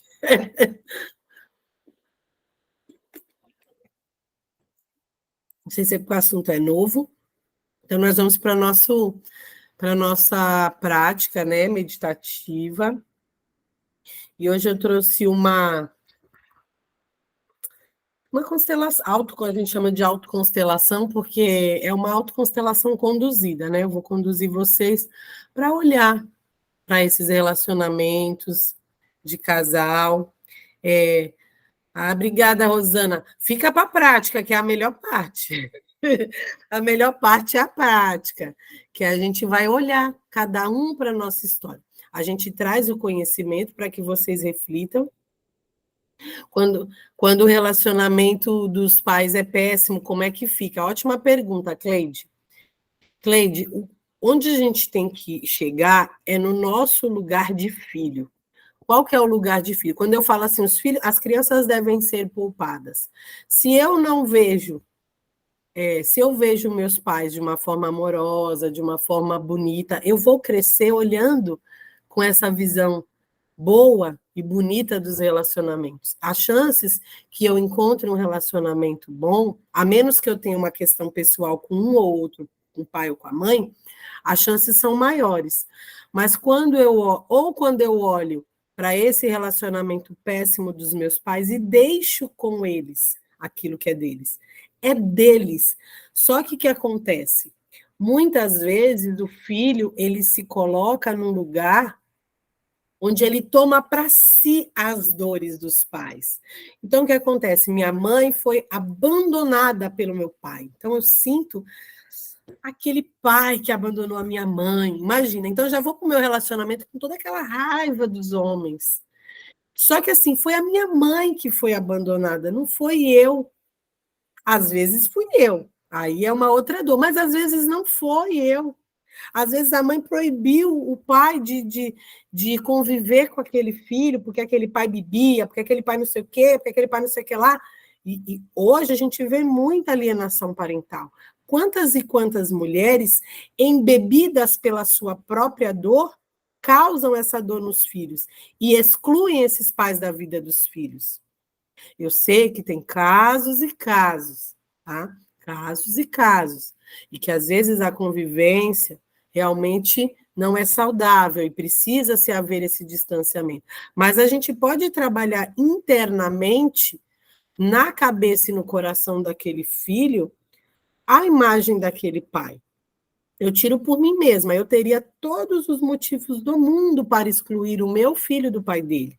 Poderia ir lá na justiça e pedir que ele não visse o filho, e o juiz ia assinar com louvor, porque eu tenho todos os motivos tinha todos os motivos para isso.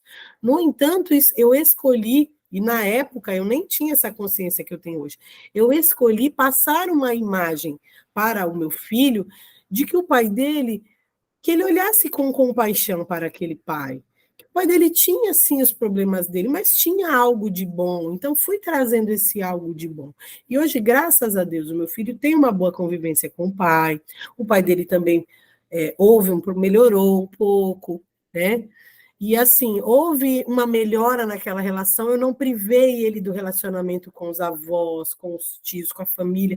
Então, isso foi muito saudável para o meu filho. E eu percebo como isso reflete hoje na vida adulta dele, de que como ele vai para a vida.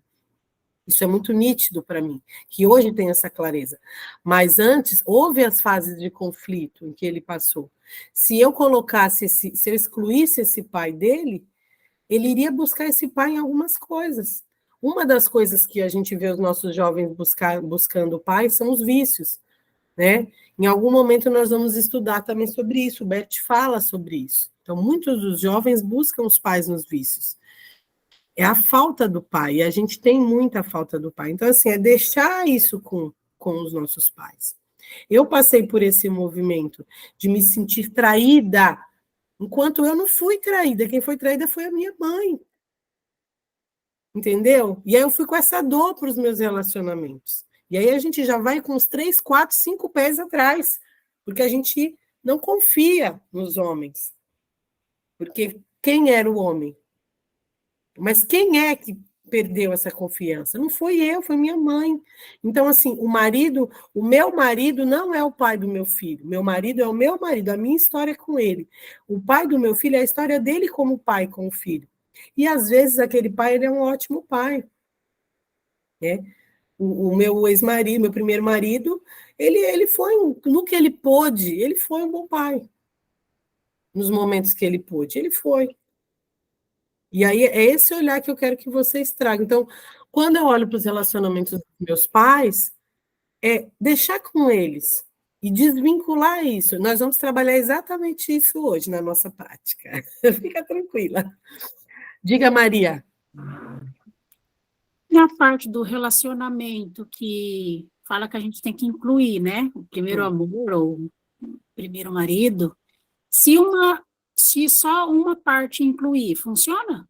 Sim. Ou os dois têm que fazer isso? Sim, porque a questão é com você. A sua vida, a questão é com você. Não importa, você é o seu movimento. Lembra quando a gente falou do movimento do amor interrompido? É o meu movimento do meu amor que eu vou lá reconectar. Eu estou dando um lugar na minha consciência pessoal, que está dentro da minha consciência de clã. Estou dando um lugar no meu coração. Normalmente, quando a gente faz esse movimento sistêmico dentro de um campo de constelação, costuma reverberar na pessoa, na outra. Como? Aí, de N formas. Às vezes, aquela pessoa que não tinha sumido, ela reaparece, às vezes ela volta, ela busca um contato, para que aquilo fique em paz. Às vezes, não.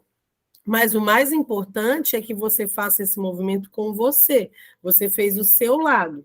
Claro, o lado do outro vai ainda reverberar na vida do filho? Vai.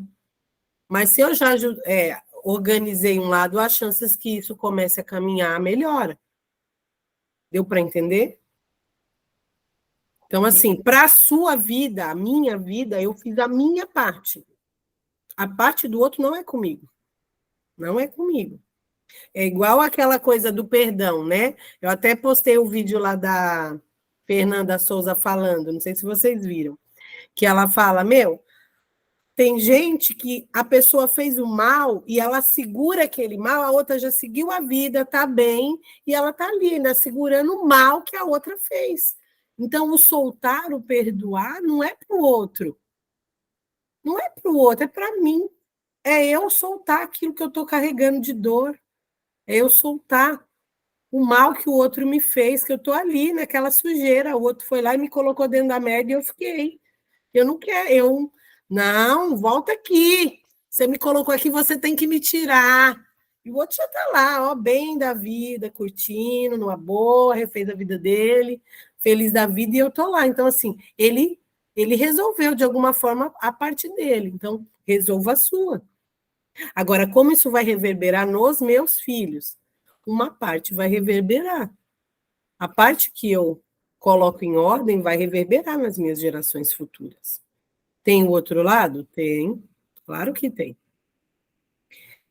Um caso típico que a gente vê é caso de aborto. Às vezes acontece da pessoa fazer um aborto e nem falar a mulher vai, isso é mais comum com mulher, claro, né? Que é a mulher que fica grávida.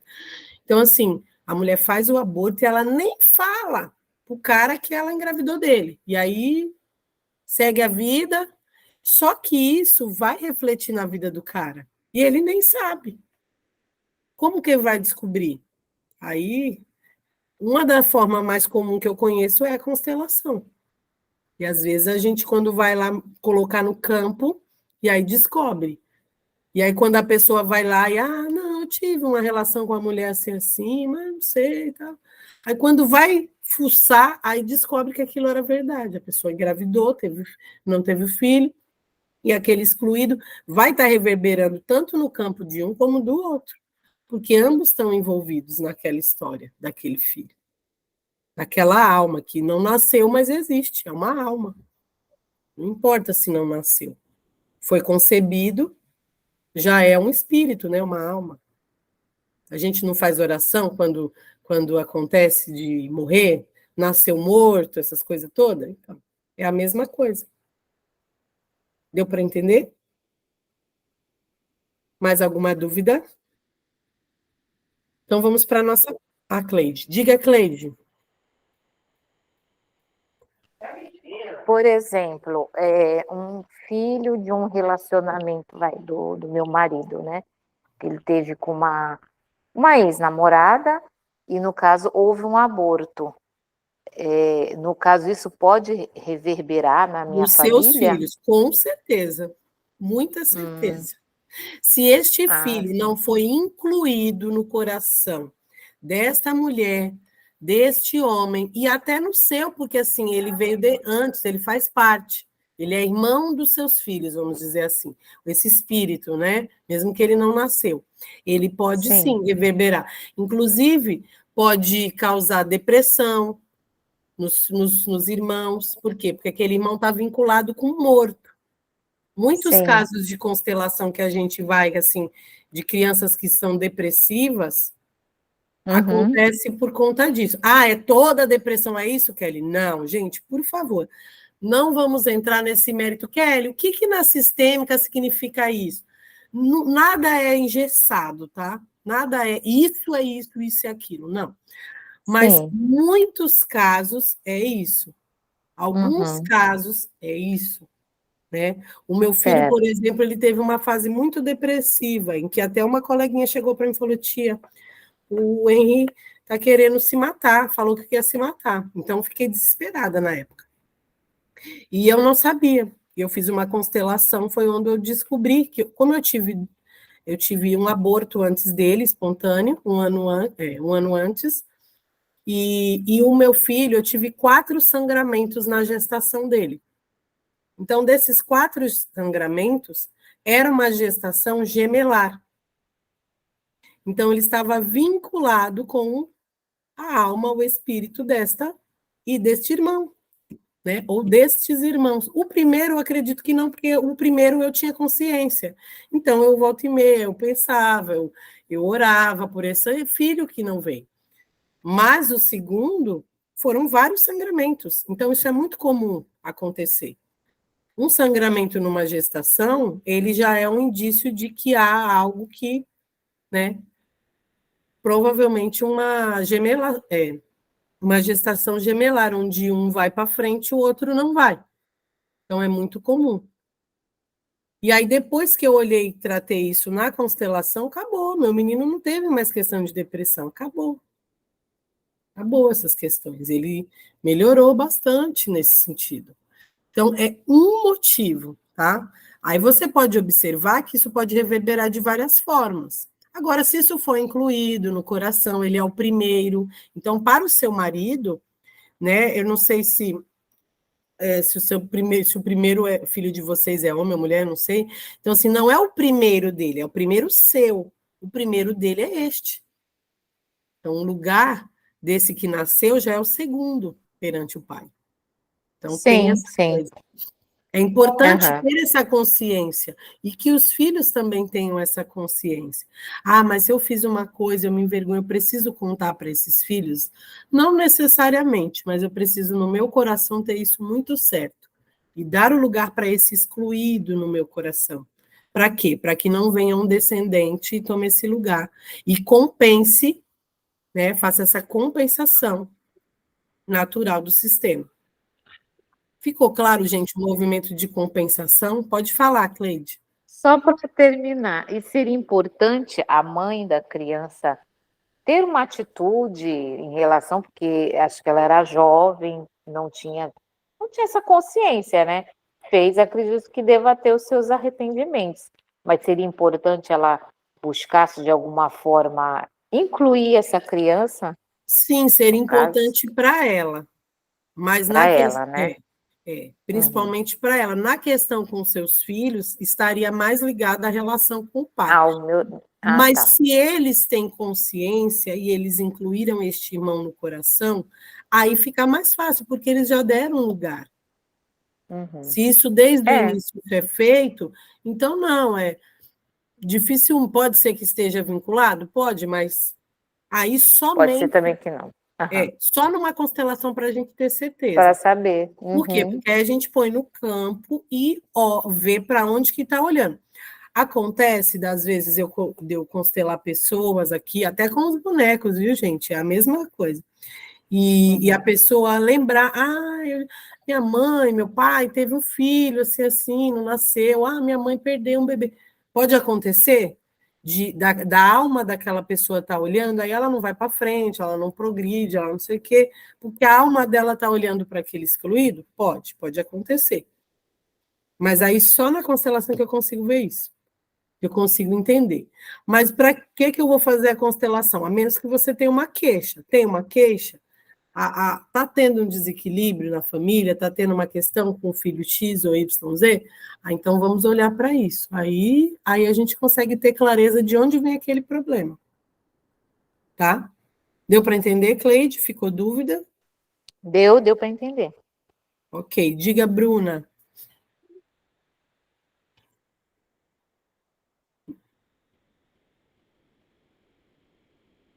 Saiu. Ela vai voltar, peraí. É que às vezes quando ela vai ligar o áudio.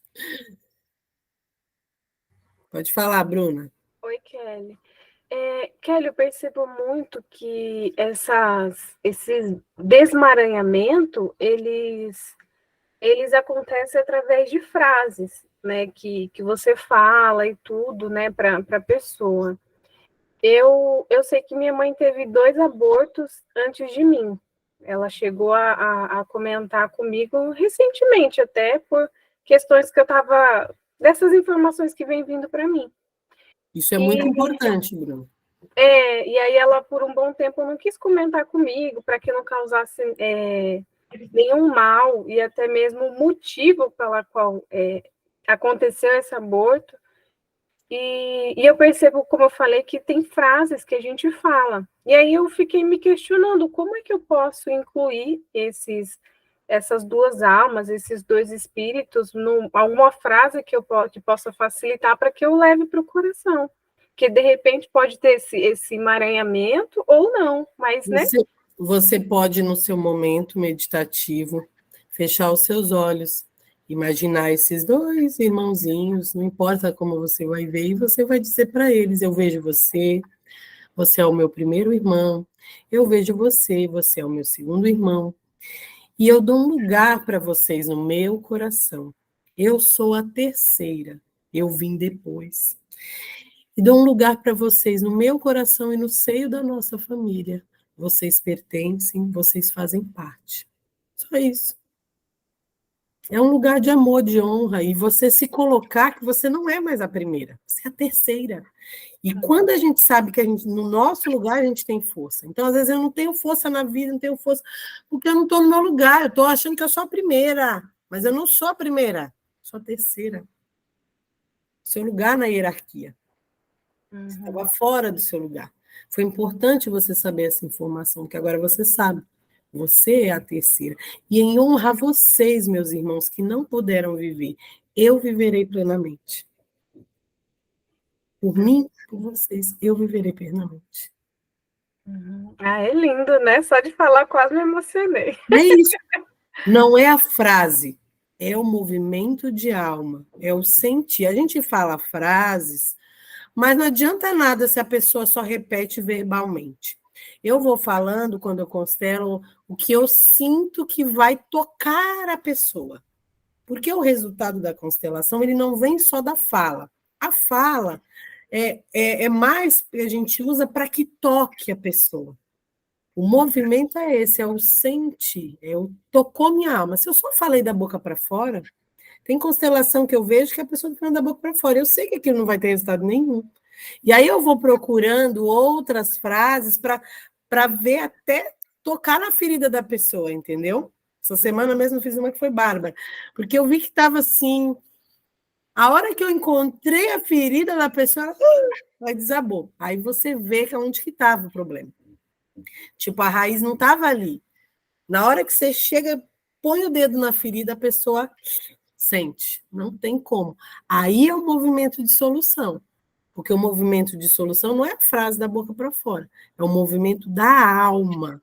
E esse movimento da alma, ele é sentido e não puramente falado. A gente usa as frases para ajudar, para auxiliar. É igual, eu vou fazer uma agora, vou conduzir vocês.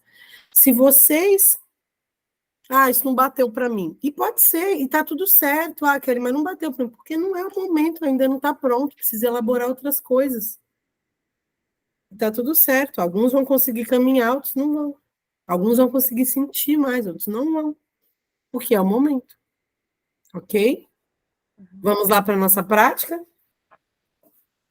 Vou pedir para vocês se colocarem numa posição de centramento, coluna ereta, encontre um lugar tranquilo onde vocês possam ficar.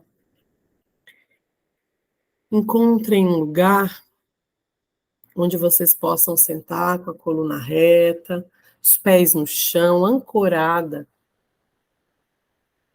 E agora, nós vamos fazer 10 respirações conectadas. Como é a respiração conectada? Não precisa fechar os olhos ainda. É aquela respiração que nós vamos respirar bem forte pelo nariz, tá? Com bastante força e solto. Nós vamos fazer 10 respirações conectadas. Existem várias formas de fazer respiração conectada. Quem faz yoga, a Bruna aí que já sabe como é. Então, nós vamos respirar 10 vezes, para quê? Para que a gente possa expandir. Pode ser com os olhos abertos, pode ser com os olhos fechados, do jeito que vocês acharem melhor. 1, 2, 3, 4, 5, 6, 7, 8, 9 e 10. Eu não respirei direito, mas... E agora vão trazendo só consciência para a sua respiração, fechando seus olhos, sentindo o seu corpo se relaxar, os pés, os tornozelos, sentindo todo o corpo relaxando, o joelho, a coxa, a base da coluna, toda a coluna. Respira lentamente, observa o ar entrar e solta. Qualquer ponto de tensão que tenha no corpo, vai soltando, relaxando todos os órgãos internos, relaxando os seus braços, suas mãos, solte os braços ao longo do corpo, deixe as mãos espalmadas, apoiadas nas pernas, e vá soltando.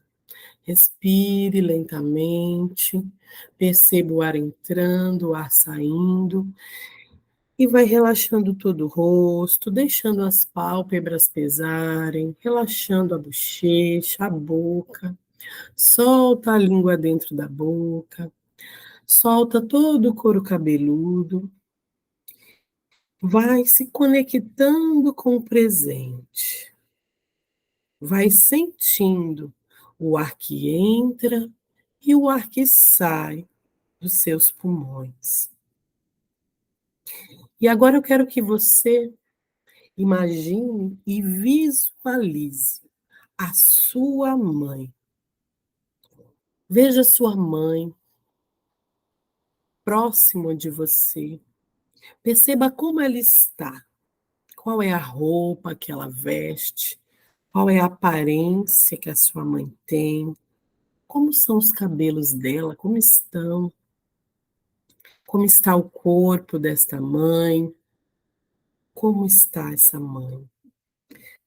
Só observe. Olhe bem nos olhos dessa mãe e vá observando. Perceba também o que você sente ao olhar para essa mãe. Quais são os sentimentos que vêm? E agora, ao lado da sua mãe, ao lado direito dela, imagine o seu pai. E mesmo que você não tenha conhecido o seu pai, só intencione este homem ao lado da sua mãe. E observe como ele é para você. Permita-se ver como era esse homem. Olhe que roupa que ele veste, como são os cabelos, o corpo. E mesmo que você não consiga vê-lo, imagine uma silhueta, intencione este homem ao lado da sua mãe. E imagine-se olhando nos olhos desse pai também. Perceba o que você sente, quais são os sentimentos que vêm quando eu olho para o meu pai. E agora, você percebe que os seus pais se olham um para o outro, eles se falam, eles se relacionam. Como é que eles se falam? Perceba como é o relacionamento entre os dois. E mesmo que você nunca tenha visto esse relacionamento acontecer, pelas falas que a sua mãe lhe trouxe, que a sua família lhe trouxe, imagine como teria sido, como foi esse relacionamento do papai e da mamãe. E olhando para tudo isso, crie imagens mentais desse relacionamento. Era um relacionamento harmonioso?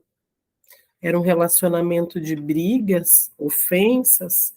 Era um relacionamento frio, distante? Como era a relação desse casal? Era um relacionamento onde um dos lados fazia de tudo e o outro não fazia nada aos seus olhos? O que você percebe? Quais são as imagens internas que você tem dessa que foi a primeira relação de casal que você conheceu? Foi a base de tudo que você conhece como relação de casal. Como você se vê diante do relacionamento desses pais? Perceba, permita-se olhar para as situações difíceis que você viveu nessa relação dos seus pais. Talvez violência, talvez traições, abandonos, separações, talvez até a morte.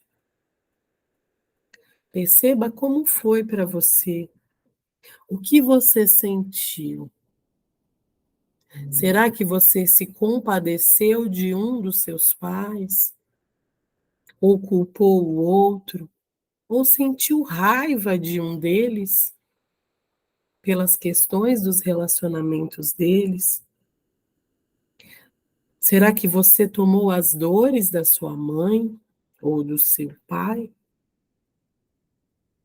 Permita-se ver todas essas imagens. Quais foram as que mais te doeram? Quais foram as imagens do relacionamento dos seus pais que te doeram, que te ressentiram contra os relacionamentos ou que te ressentiram contra os homens? Permita-se sentir novamente, mas agora como adulta. Um novo entendimento toma conta de você. Um entendimento de humildade, de que você não pode e nem tem o poder de mudar o que aconteceu. Permita-se um entendimento agora de abrir mão da exigência infantil de querer que o relacionamento dos seus pais fosse perfeito. E agora, você olha para todas essas imagens. E se você puder, aí onde você estiver, verbalize em voz alta. Se não puder, verbalize mentalmente. Você olha para essas imagens deste relacionamento do papai e da mamãe e você vai dizer: está tudo bem que foi assim. Eu concordo com tudo que aconteceu. E eu abro mão das minhas expectativas infantis. Do jeito que foi bom. E graças a tudo que vocês viveram, hoje eu tenho a vida. E eu quero a vida. E eu concordo com tudo do jeito que foi. Somente quando eu concordo, eu posso fazer diferente. E quando você diz isso para os seus pais, veja o que acontece com a imagem dos seus pais. Olhe no rosto dos dois. Perceba se algo mudou quando você se coloca numa postura humilde, quando você se coloca no seu lugar de filha, quando você concorda sem querer que nada mude, que nada fosse diferente. Sabendo que toda vez que eu não concordo, eu repito a mesma postura dos meus pais. Eu repito o sofrimento dos meus pais. E agora, concordante com seus pais, você vê eles atrás de vocês. Imagine do seu lado direito, atrás de você, o seu pai, e do seu lado esquerdo, a sua mãe. E imagine que ambos colocam a mão no seu ombro. Como é a sensação de estar aí?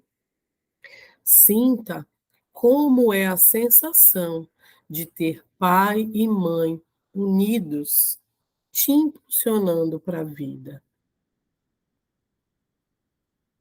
Nesse lugar, o seu pai e a sua mãe estão unidos através de você. E agora, concordante com esses pais e sentindo a presença deles, você caminha e você vai caminhando e percebendo que você está na sua adolescência. Lembra da adolescência. Percebe tudo o que aconteceu naquela primeira fase, onde você pela primeira vez olhou um outro homem. Pela primeira vez, você se apaixonou por alguém. Como foi essa primeira experiência do amor? Como foi? Quais foram os sentimentos dessa primeira vez que você se apaixonou? Qual é a imagem que vem? Qual é o sentimento que vem ao se lembrar do primeiro amor? Talvez essa paixão, essa primeira paixão nem chegou a ser um relacionamento. Era apenas uma paixão platônica da sua parte, não foi correspondida. Ou talvez foi algo bom, algo gostoso. Ou talvez foi algo que te trouxe muita dor e te fez experimentar sofrimentos de abandono, de rejeição. de traição, de manipulação. Perceba quais foram os sentimentos ao olhar para o meu primeiro amor. E olhando para este primeiro amor, diga a ele: tudo bem que foi assim. Do jeito que foi, foi bom. E foi importante para mim. E agora você se permite caminhar e olhar além desse primeiro amor, para todos os relacionamentos que se sucederam, um após outro, em uma imagem mental. Olhe para todos esses homens, veja os rostos que aparecem, especialmente daqueles que lhe trouxeram mais sofrimento, especialmente para aqueles dos quais existe algum ressentimento, que foram relações difíceis. Olhe para essas pessoas e olhe para todas essas lembranças. E agora, como adulta, de um outro lugar, você olha de uma forma diferente. Você abre mão daquela postura de vítima. Você abre mão de segurar esta mágoa, este ressentimento que há em algumas dessas relações. E você diz: tudo bem que foi assim. Eu concordo com tudo que foi. E eu assumo agora a minha parcela de responsabilidade em tudo que aconteceu. Eu deixo com vocês a parcela de vocês. E eu abro mão de pedir quaisquer reparações. Tudo que eu te dei foi com amor. E tudo que você me deu, eu recebo com gratidão. Agora eu sigo o meu caminho e você segue o seu.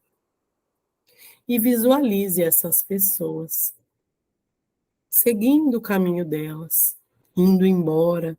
Perceba e permita, libere com que elas sigam para o caminho delas. E agora, traga em sua mente o seu relacionamento atual. E se você não tem um relacionamento, visualize alguém que você quer, ou uma imagem. Imagine uma imagem mental, crie uma imagem do homem que você quer, da pessoa que você quer. Talvez seja alguém companheiro, alguém que te traga prazeres, alegrias. Perceba como é essa pessoa. Talvez surjam aí imagens, venha algum tipo de imagem na sua mente, dando indícios de como seria essa pessoa. E eu quero que você olhe para essa pessoa e diga: eu desisto de te julgar, eu desisto de te criticar. Tudo que você me dá é importante para mim. E tudo que eu te dou é com muito amor. Você é o homem perfeito para mim.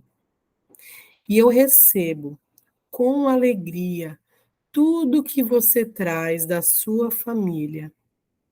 E trago da minha família também muitos valores. Eu te convido a fazer algo de bom com tudo isso que eu também te dou. Eu me alegro com você, do jeito que você é. Você é a pessoa perfeita para mim. Muito obrigada por estar ao meu lado. E agora abrace essa pessoa. Abrace bem apertado. Sinta o calor, sinta o corpo, sinta o toque dessa pessoa no seu corpo. E permita-se agora dar um beijo apaixonado, um beijo no qual você encontra o prazer e a alegria de estar com esta pessoa.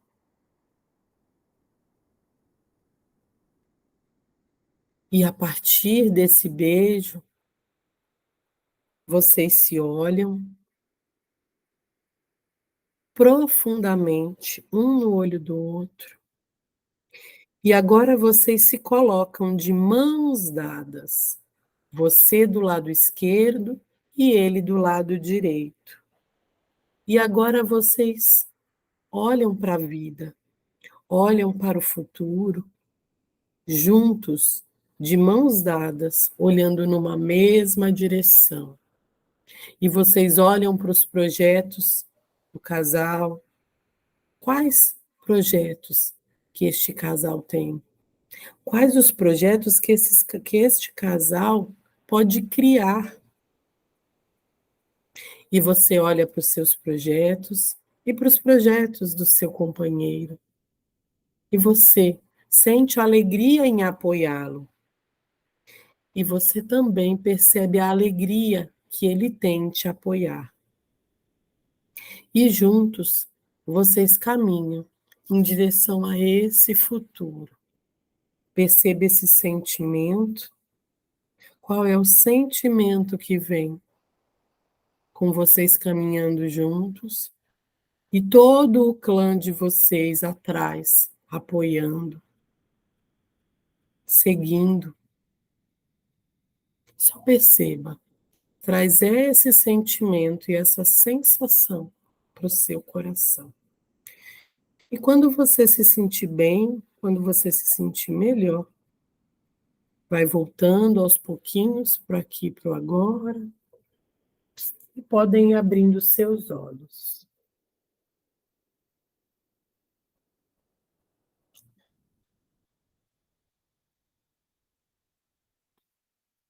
Todo mundo bem?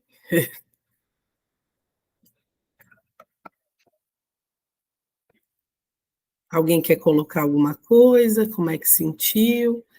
O pessoal está voltando ainda?